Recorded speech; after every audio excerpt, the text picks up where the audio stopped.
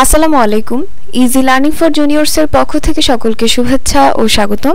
আজকে আমরা অষ্টম শ্রেণীর ধর্ম বিষয়ের পৃষ্ঠা 10-এর যে একটি কাজ রয়েছে প্রতিফলন ডায়েরি লিখন এর উত্তরটি দেখে নিব।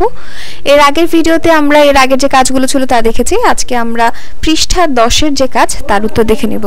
ভিডিওটি শুরু করার পূর্বে তোমাদেরকে জানাচ্ছি, তোমরা যদি আমার চ্যানেলে নতুন হয়ে থাকো তাহলে অবশ্যই চ্যানেলটিকে সাবস্ক্রাইব করে দিবে।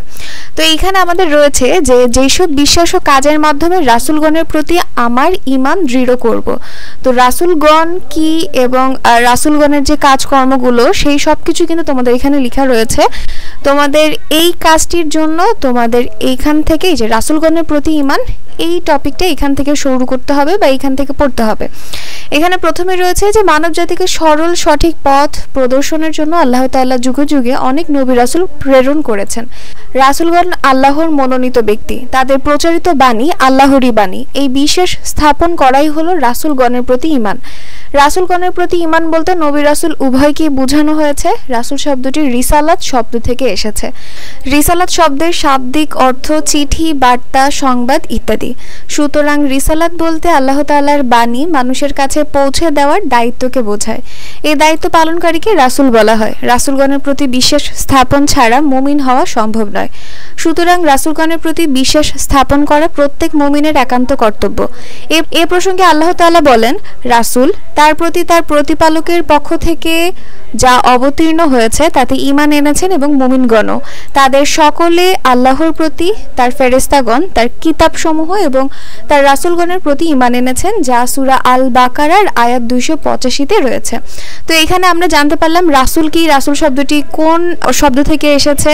এরপরে তোমাদের রয়েছে রাসূলগণের প্রতি ঈমান আনার অপরিহার্যতা, কেন আমরা রাসূলগণের প্রতি বিশেষ স্থাপন করব তা রয়েছে। এখানে একটা বাণী রয়েছে যে আল্লাহ তাআলা বলেন, তারাই মুমিন যারা আল্লাহ ও তার রাসূলের প্রতি ঈমান আনে, পরে সন্দেহ পোষণ করে না, যা রয়েছে সূরা আল হুজুরাত আয়াত 15।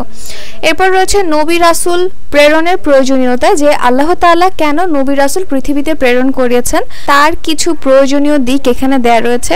এখানে একটি বাণী রয়েছে যা মহান আল্লাহ বলেছেন, আল্লাহ মুমিনদের প্রতি অবশ্যই অনুগ্রহ করেছেন যে তিনি তাদের নিজেদের মধ্য হতে তাদের নিকট রাসূল প্রেরণ করেছেন, যিনি তার আয়াতসমূহ তাদের নিকট তিলাওয়াত করেন, তাদেরকে পরিশুদ্ধ করেন আর কিতাব ও হিকমত শিক্ষা দেন, যদিও তার পূর্বে স্পষ্ট বিভ্রান্তিতে ছিল।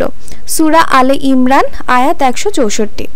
এরপরে রয়েছে নবী রাসূলগণের গুণাবলী। নবী রাসূলগণের চরিত্র কেমন ছিল তার কিছু ব্যাখ্যা এখানে রয়েছে। এখানে দেখো, মহান আল্লাহ বলেছেন অবশ্যই তারা ছিলেন আমার মনোনীত উত্তম বান্দাদের অন্তর্ভুক্ত, যা রয়েছে সূরা সোয়াদ আয়াত 47।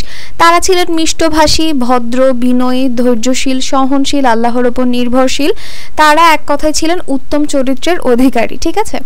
এরপরে রয়েছে নবী রাসূলগণের অনুসরণ। নবী রাসূলগণের দেখানো পথে চলাই আমাদের কর্তব্য এবং তারা আমাদেরকে যে সকল পথ দেখিয়েছেন আমাদের উচিত সেই সকল পথ অবলম্বন করে আমাদের দুনিয়ার জীবন অতিক্রম করা বা দুনিয়ার জীবনটা পার করা। তো এখানে আমাদের এই প্রসঙ্গে আল্লাহ তাআলা বলেছেন, যারা আল্লাহ ও তার রাসূলের আনুগত্য করে তারা অবশ্যই মহা সাফল্য অর্জন করবে। সূরা আল আহজাব আয়াত 71। তার মানে যারা দুনিয়াতে নবী রাসূলের দেখানো পথ অনুসরণ করে তারাই কিন্তু মহা সাফল্য অর্জন করবে পরকালে। রাসূল সাল্লাল্লাহু আলাইহি সাল্লাম ও নবীগণের মর্যাদা, তাদেরকে আল্লাহ কেমন মর্যাদা দিয়েছেন, কি মর্যাদার অধিকারী করেছেন, কি কি উপাধিতে তাদেরকে ভূষিত করেছেন, সবকিছু এখানে রয়েছে। এছাড়া আর এই প্রসঙ্গে আল্লাহ তাআলা বলেছেন, হে রাসূলগণ, তাদের মধ্যে কাউকে কারো ওপর শ্রেষ্ঠত্ব দিয়েছি। তাদের মধ্যে এমন কেউ রয়েছে যার সাথে আল্লাহ কথা বলেছেন, আবার কাউকে উচ্চ মর্যাদায় উন্নীত করেছেন। সূরা আল বাকারা আয়াত 253। এরপরে এই প্রসঙ্গে আরেকটি বাণী রয়েছে, তা হচ্ছে মহান আল্লাহ তাআলা বলেছেন, এবং আমি আপনার খ্যাতিকে উচ্চ মর্যাদা দান করেছি। সূরা আল ইনশিরাহ আয়াত 4।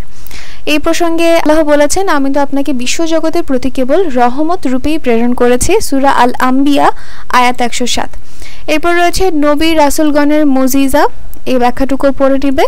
নবী রাসূলের পার্থক্য, নবী রাসূলের সংখ্যা মোস্ট ইম্পর্টেন্ট।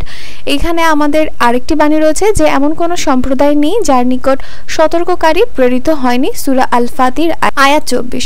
তো এখানে আমি যে বাণীগুলো পড়লাম এছাড়াও আরো কিছু বাণী বা হাদিস রয়েছে, অবশ্যই এগুলো ভালো করে পড়বে এবং তারপরে এই কাজটি করবে। তো এখানে আমাদের প্রথমেই রয়েছে ক্রমিক দেয়া আছে বিশ্বাসসমূহ এবং কাজসমূহ। তাহলে চলো আমরা এর ফিল আপটা দেখে আসি যে এটা আমরা কিভাবে পূরণ করব। আমাদের এখানে প্রথমেই লেখা ছিল সকল নবী রাসূল আল্লাহর পক্ষ থেকে প্রেরিত, যার কাজসমূহ হচ্ছে নবী রাসূলগণ ছিলেন উন্নত চরিত্রের অধিকারী, তাদের অনুসরণ করে আমিও উন্নত চরিত্রের অধিকারী হব। এবার 2 আমি লিখেছি নবী রাসূল সবাই ছিলেন নিষ্পাপ, আমরাও নবী রাসূলের অনুসরণে সকল পাপ বর্জন করে নিষ্পাপ হবার চেষ্টা করব। এরপর রয়েছে নবী রাসূলগণ ছিলেন সত্যবাদী, আমরাও নবী রাসূলের অনুসরণে মিথ্যা পরিহার করে সত্যবাদী হব। 4 নম্বরে রয়েছে নবী রাসূলগণ ছিলেন উত্তম চরিত্রের অধিকারী, আর এখানে আমি লিখেছি আমরাও উত্তম চরিত্রের অধিকারী হবার চেষ্টা করব। তো এই হচ্ছে আমাদের পৃষ্ঠা 10 প্রতিফলন ডায়েরির ছক পূরণ। পরবর্তী ভিডিওতে তোমাদের পরবর্তী যে একটি কাজ রয়েছে, এই যে জোড়ায় কাজ বা দলগত কাজ রয়েছে, এর উত্তরটি আমি পরবর্তী ভিডিওতে দেখিয়ে দিব। তো আজকের ভিডিওটি এই পর্যন্তই। ভিডিও যদি তোমাদের কাছে ভালো লেগে থাকে তাহলে অবশ্যই সাবস্ক্রাইব করে দিবে এবং পাশে থাকা বেল আইকন বাটনটি প্রেস করে দিবে। তো আজকে এই পর্যন্তই। আল্লাহ হাফেজ।